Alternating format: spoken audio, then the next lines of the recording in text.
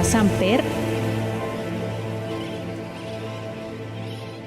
Soy ingeniera ambiental de formación, especialista en educación ambiental. A veces la gente no sabe lo que uno vive, lo que uno sufre. Definitivamente cada quien tiene sus problemas, ¿sí? Un ingeniero ambiental pues está en el marco de las soluciones ambientales. El dolor emocional es físico. Entonces uno no siente que uno se muere, o sea, uno siente que está como roto, ¿sí? Pues tienes una gama de posibilidades desde la parte empresarial, desde la parte, por ejemplo, de todo lo que son evaluación de impactos ambientales. O cuando entraba a clase, se me olvidaba todo. Entonces era muy chévere porque era como una terapia. O sea, yo siento que la educación ambiental para mí es un estilo de vida. Bueno, yo soy la instructora Angie Paola Samper. Soy ingeniera ambiental de formación, especialista en educación ambiental. Y estoy siendo maestrante de la maestría en cuencas hidrográficas con el CATI de Costa Rica. He desarrollado varios cursos o digamos también varias habilidades en temas de aceites esenciales y como específicamente esta línea de cosmética ecológica artesanal y también como que esta línea holística en términos pues de nutrición saludable y pues todo este ejercicio como de calidad de vida, digámoslo, desde la parte ambiental. En mi formación personal se da, digamos que desde la parte de ingeniería ambiental, ¿cierto? Y se liga desde los procesos de educación ambiental durante muchos años. De hecho, cuando yo ni siquiera me había graduado, de hecho hice la pasantía y las prácticas en el acueducto de Bogotá. Entonces, en ese momento, que inclusive estaba el proyecto Páramos en esa época, yo llego precisamente como que en ese momento y duré 4 años en el proyecto Páramos. Entonces, el ejercicio que se venía haciendo era un macro proyecto en donde estaban las líneas de restauración, uso sostenible, también era conservación, pero ligado a las comunidades altoandinas. Entonces, claro, todo el ejercicio con los campesinos, el turismo, entonces había una línea muy grande en términos de educación ambiental porque hay que conectar con estas comunidades para poder hacer los proyectos. Entonces venimos haciendo un trabajo muy bonito y ahí yo estoy a la par haciendo la especialización en educación ambiental. Digamos que los hábitos que tiene uno y cómo este tipo de hábitos le forman no solo a nivel laboral, sino a nivel personal y van moldeando una vida. Entonces digamos que yo venía también del proceso del acueducto de Bogotá. Para mí es como una fortuna haber podido conectar con personas tan maravillosas porque por lo general un ingeniero ambiental pues está en el marco de las soluciones ambientales y tú pues tienes una gama de posibilidades, ¿cierto? Desde la parte empresarial, desde la parte, por ejemplo, todo lo que son evaluación de impactos ambientales, inclusive a nivel empresarial de los sistemas de gestión ambiental y pues es como que tú puedes hacer muchas cosas y eso me parece muy interesante de la ingeniería ambiental porque es que tú tienes muchas posibilidades donde puedes, muchos frentes de acción, ¿sí? Y entonces en esa época, como era tan diverso, entonces tú tienes la posibilidad de, digamos que rotar en estos proyectos. Entonces estaba como restauración, estaba la parte de turismo. Me acuerdo mucho que era muy interesante porque en los páramos las comunidades campesinas suelen tener estos ecoespacios, estas ecoaldeas, iniciativas, ¿cierto? De posadas o ecoposadas rurales y tienen todo un paquete pues donde viene como la alimentación, la experiencia rural y demás. Entonces teníamos que ir a evaluar, por decirlo de alguna manera. Entonces yo contenta iba a hacer todos estos recorridos y conectaba pues con estos profesionales y demás, gente que pues imagínate el gran libro de los páramos, los escritores trabajaban con nosotros ahí, o sea, unas experiencias muy interesantes. Y todo eso pues va ligando a esta formación. Entonces yo venía como de eso. Luego trabajé como docente en la Universidad de Cundinamarca en la especialización. Dictaba, me acuerdo que eran ecosistemas estratégicos, diversidad natural también. Entonces pues muy de la línea. Después pasa un tiempo y estuve en la alcaldía de Facatativá. Entonces en la alcaldía de Facatativá hay una figura que se llama pagos por servicios ambientales. Entonces esta figura es muy interesante para las comunidades porque se tiene, por decir, el predio. Tú tienes el predio Y hay algunas áreas que tú no tocas y que vas a destinar para la conservación, ¿sí? Pero en términos económicos eso muchas veces no es tan beneficioso para los campesinos o, bueno, para los poseedores de la tierra, porque no tienen una retribución económica. Entonces muchas veces lo que hacen es ponerlos para monocultivos, ganadería y demás, que digamos que no está mal siempre y cuando se haga un manejo sostenible, siempre y cuando se haga una diversidad natural, siempre y cuando se sepa hacer sistemas silvopastoriles. Hay muchas opciones, pero muchas personas como que no saben desarrollar estos ejercicios. Entonces, una de las figuras que tienen en las entidades públicas es la figura de pagos por servicios ambientales.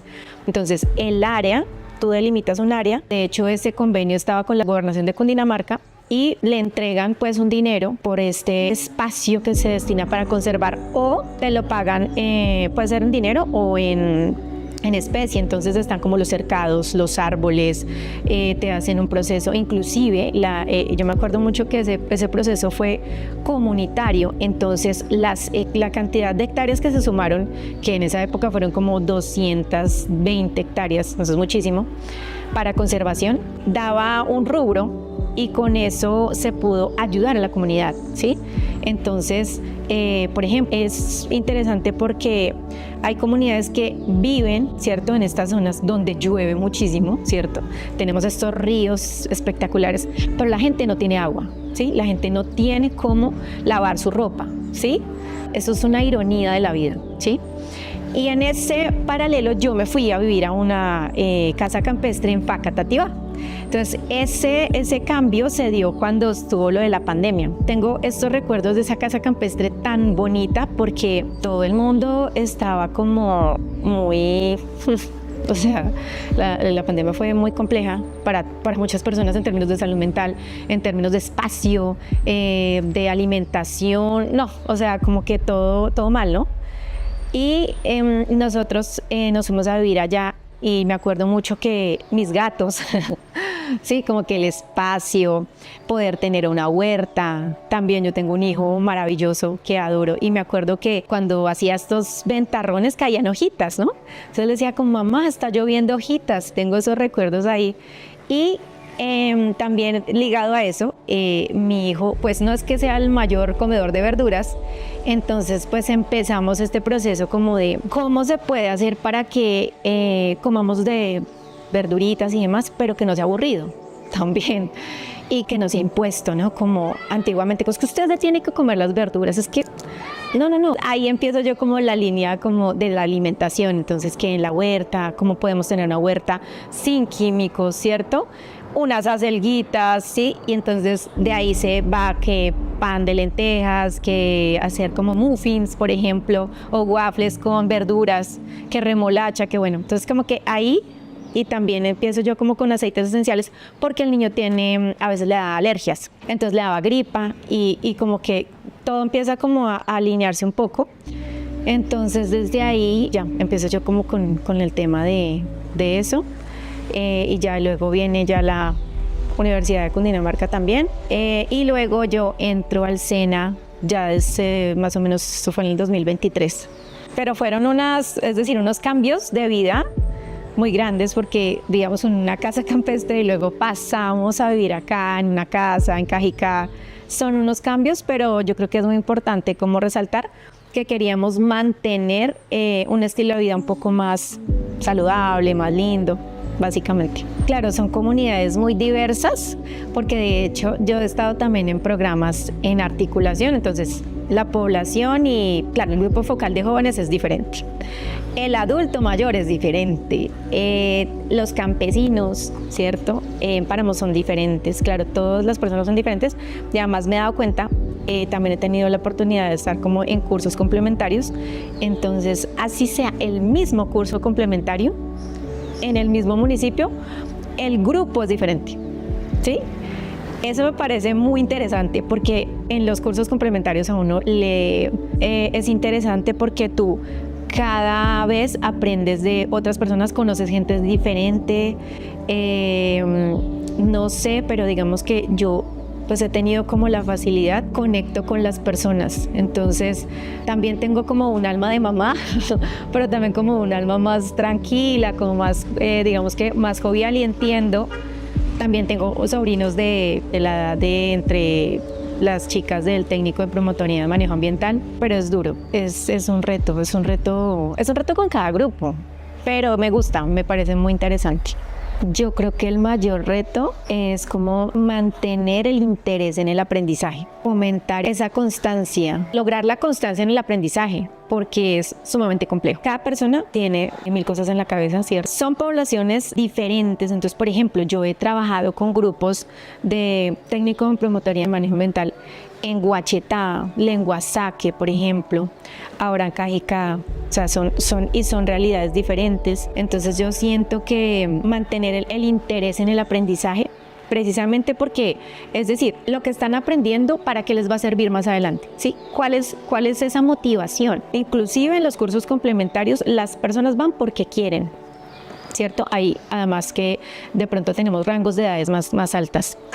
Los técnicos también, inclusive hay algunos que como que los papás ahí están, pero tú tienes que ir a estudiar, está bien. La línea, por ejemplo, de los colegios en articulación es más retadora porque hay, digamos, que un tema de obligatoriedad, ¿sí? Entonces ellos, de hecho, sí, uno hace un censo y muchas veces les pregunta, ¿tú quieres seguir estudiando esto? ¿Tienes como el propósito de ejercer? Y a veces como que sí, como que no. Entonces es completamente complejo, muy complejo.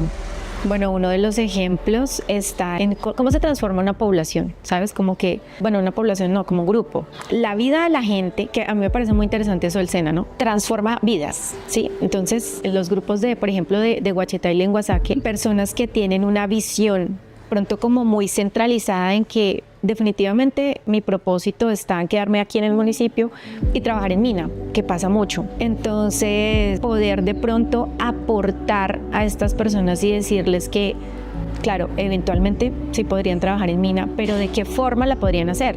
Podrían liderar algunos procesos, ¿cierto? Podrían estar haciendo de pronto como ya un escalafón en términos económicos, ¿sí? Eso es maravilloso. Yo creo que sobre todo en estas comunidades que están un poco alejadas, siento que el SENA, a través de, claro, de toda su estructura académica y demás, pues logra darle la mano a esa gente, decirle, usted tiene otras oportunidades que puede realizar, ¿sí? Yo creo que sobre todo con estas comunidades, eso es lo que ha hecho como la experiencia, lograr cambiar vidas. Tengo unos casos que, o sea, yo creo que también siempre he sido como muy emocional porque, por ejemplo, con los aceites esenciales, activar los sentidos, conectar con las plantas y demás, también se maneja para salud mental. Entonces, he tenido casos, recuerdo uno que tuve hace 8 días, Judith me contaba que tiene una sobrina que tiene un espectro autista y que nosotros, de hecho, pues en clase lo que hacemos es tratar o propender como también de utilizar las plantas de todas las formas, ¿no? Entonces, no solo está la opción de la persona que puede comprar los aceites esenciales, que está muy válido, y cómo lo puedes utilizar, pero también si tú no tienes el dinero, ¿cómo lo podrías hacer? Entonces, puedes hacer una destilación en un solvente, ¿cierto? En un alcohol, en un vodka, bueno. O puedes hacerlo mediante un aceite vegetal, por ejemplo. Te vas a demorar un poquito más, ¿sí? Porque mínimo son 40 días, pero tú la logras. Entonces, hay una combinación de plantas que sí se puede hacer y demás. Entonces, nosotros tratamos de hacer cosas muy útiles. Y, por ejemplo, en esos cursos yo trato de mirar y además me gusta preguntarles como, de acuerdo a tus necesidades físicas, en lo que tú necesites en términos de salud, ¿qué te gustaría? Entonces, por ejemplo, la gente dice, no, yo quisiera de pronto un aceite para los dolores articulares. Entonces, bueno, enfocamos para que tú puedas como manejar el tema. O no, para el sueño. Bueno, entonces hicimos uno que es como para calmar. Entonces así le pusimos el nombre como salud mental. Y tiene lavanda, tiene manzanilla y tiene cilantro. Son semillas de cilantro, se hace pues el macerado y demás. Y me contaba Judith cómo le ha ayudado a su sobrinita pues a que pueda dormir, a que tenga como más regulados sus estados de ánimo. No, pues o sea, yo creo que si eso ya trasciende, ¿cierto?, a la familia y se replica, es decir, tengo otro caso de un señor también que tiene artritis degenerativa. Entonces, claro, sus nudillitos están, y pues decía que no le es tan sencillo como ponerse la ropita, ¿sabes? Cosas así básicas que uno, digamos que uno no valora porque uno no lo vive, no lo sufre de hecho. Y entonces él empezó a utilizar el aceite lo hicimos con cúrcuma, jengibre, canela, bueno, unas cositas ahí. Y él decía que claro, en las noches él se lo pone y le empieza a calmar. Entonces ha transformado el estilo de vida. Pues en mi vida a veces la gente no sabe lo que uno vive, porque uno sufre, definitivamente cada quien tiene sus problemas, ¿sí? Y yo siempre les digo como en los grupos, en los cursos, yo les digo como no se imaginan estos espacios, porque yo tuve un tema muy fuerte, muy difícil el año pasado, y en ese ejercicio pues la cabeza y el dolor físico, el dolor emocional es físico, entonces uno no siente que uno se muere.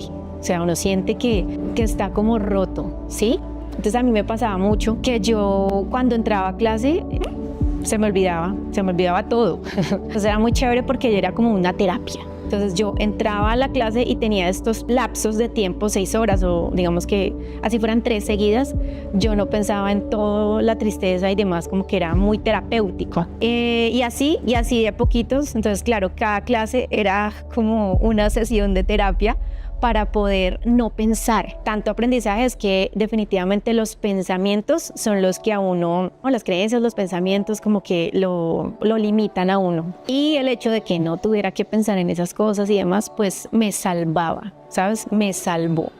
Entonces, por eso quiero mucho el SENA, como poder conectar con la gente. Además, por ejemplo, el grupo de adulto mayor, no, pues imagínate, a mí me llevan como fruta, me llevan que ellas preparan tortas o cosas, son muy maternales, ¿no?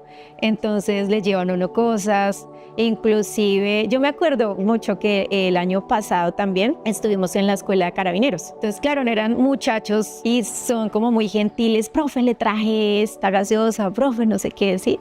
Entonces uno como que decía ese cariño que puede ser muy genuino o no, ¿sí? Pero creo que la vida me enseñó a recibir cariño de muchas personas y eso me salvó. Estoy muy contenta por eso. Primero que todo es como una responsabilidad muy grande porque me parece muy triste.